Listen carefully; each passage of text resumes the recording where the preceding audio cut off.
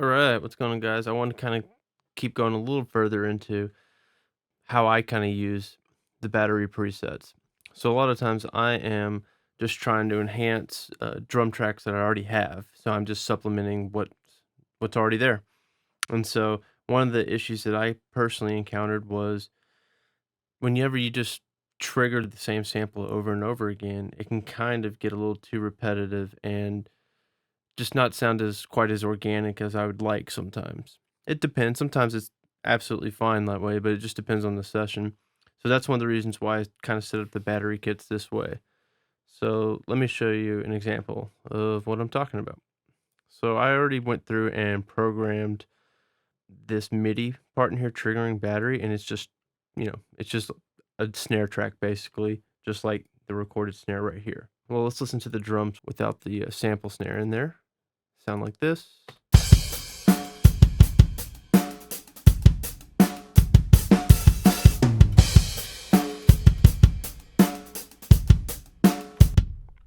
Okay, so that kind of gives you an idea of where we're at already.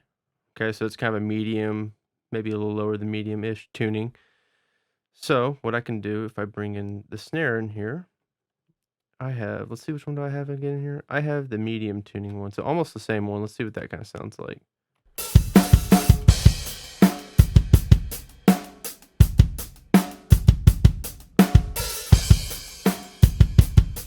That's without the original snare. With it, without the sample.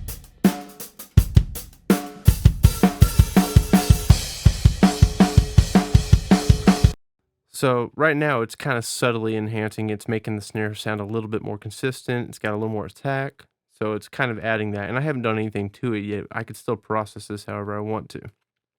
Okay. So that's one way I like to use this.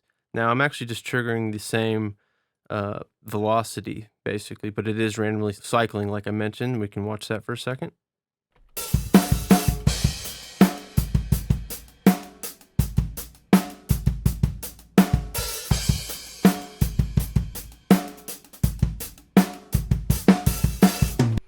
Okay. So you kind of get the idea there.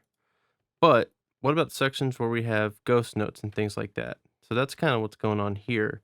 There's just a ton of ghost notes. I kind of went ahead and programmed that already. And let's listen without again.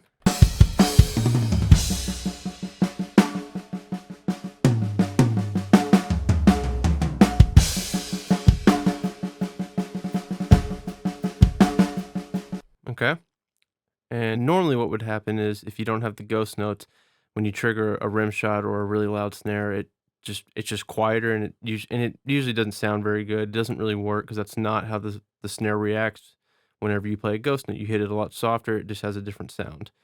So that's one of the reasons why we kind of set it up that way. So I went ahead and programmed that into here, and let's go ahead and hear it.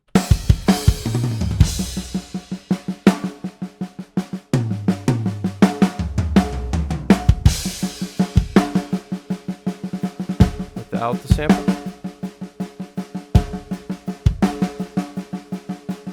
with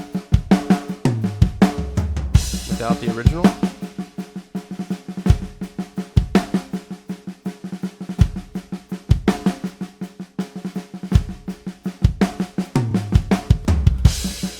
Both in together. And now you can see what it looks like.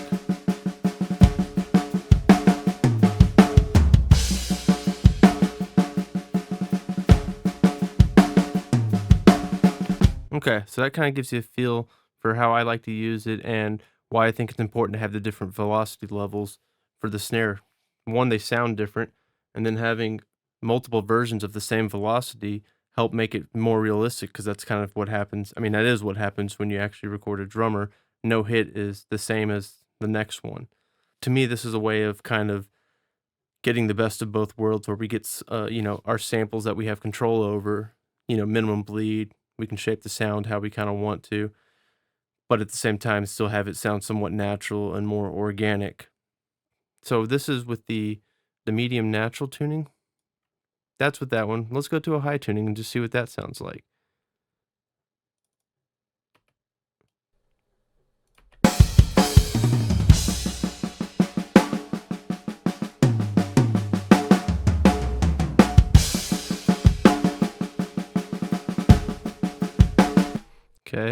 A little more pop to the snare now. Let's go with a low tuning.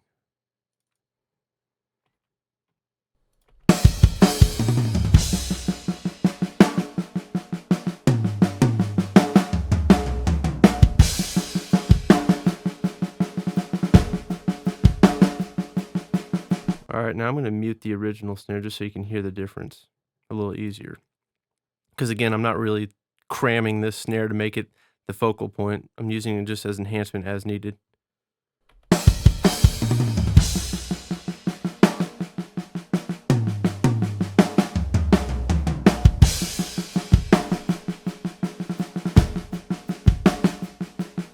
Okay, so that's a low. Let's go to a high again.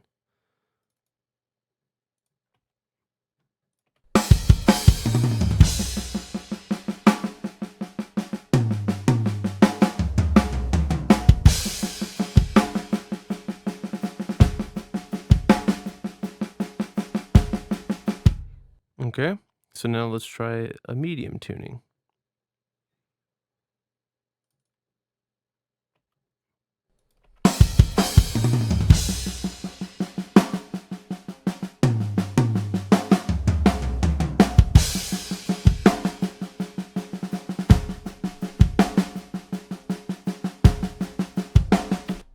Okay.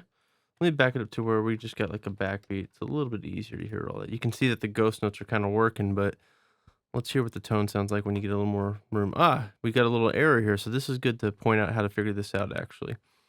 So if you get this where you can't find where your samples are, all you have to do is go to this resolve manually. Sometimes the automatic works, but I usually do resolve manually and I go point to the folder that I need to. So I'll go down to my iDrive. That's where everything is, Blue 13 sounds. And I go to my snares right here. And then once you find that, you hit OK and it'll find it. And there you go. So that's a good little extra thing that does happen from time to time using battery. And if you save your kits with the location that they have everything in, it should work normally, but that's one way to find the missing samples if you can't find it. All right, so let's hear what this backbeat sounds like. I'm gonna turn it up a little bit.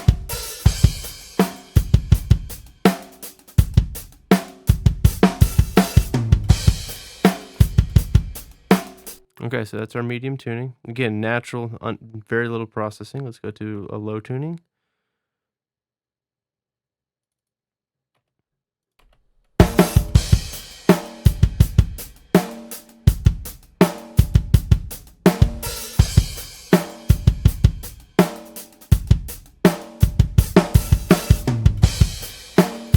Okay, cool. Let's go to high tuning.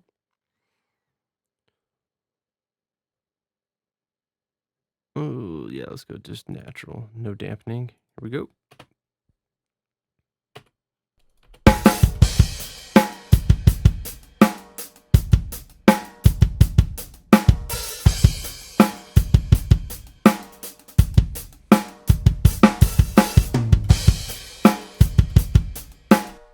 Okay, so you can see those three different tunings really change the character of the snare, and that's one of the reasons why we kind of did it this way. Okay, I hope that helps. I'm Greg from Blue 13 Sounds. Thanks.